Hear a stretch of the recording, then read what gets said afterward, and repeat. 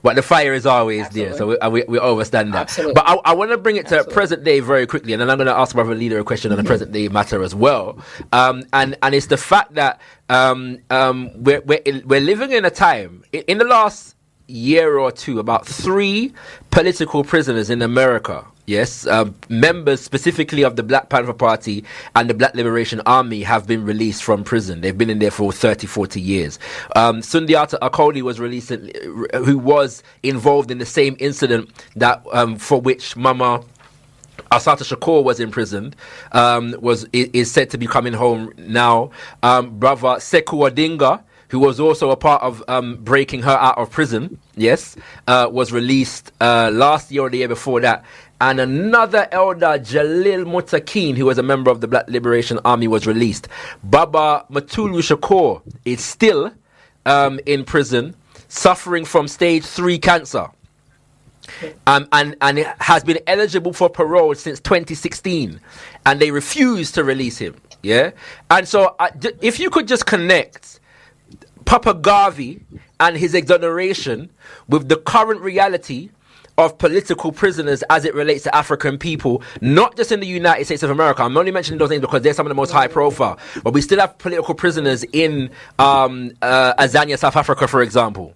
Yes? Still to this day, we've still got political prisoners in Azania, South Africa. So if you could just connect the significance of exonerating Papa Garvey to the issue of political prisoners in general as it relates to African liberation.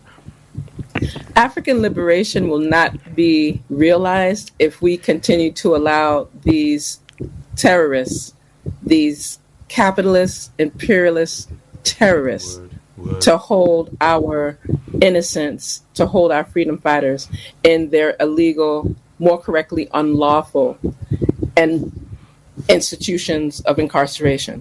Boom. So we can do all of this African liberation, upliftment, social justice discussion. We could protest and march till hell freeze. However, until we establish those policies that are connected to actions that provide us with the sovereign power to just pluck them out and to get them out, no one should be in, because of a political prisonership jargon trash, be in for, like, again, 40 years plus. Some of these persons, it was very clear that they should have been paroled more than 30 years ago.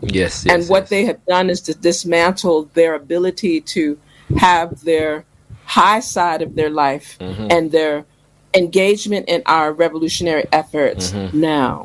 So of course it's tied to Garvey, because that's exactly what was done in the 1920s. Was, we have this wonderful fervor, millions of Africans coming together, unification, Africa for the Africans, home and abroad, all of this movement throughout the globe. And what did they do? They plucked him out. And then even when he was released, so-called, after because they knew what they were doing. The intention was to dismember him, to detach him from the movement that he created and create all of these internal strifes that have manifested to this day. It's the exact same thing in these movements, because we've seen it in the Black Panther Party. We've seen it in other Pan-African, African global progressive movements.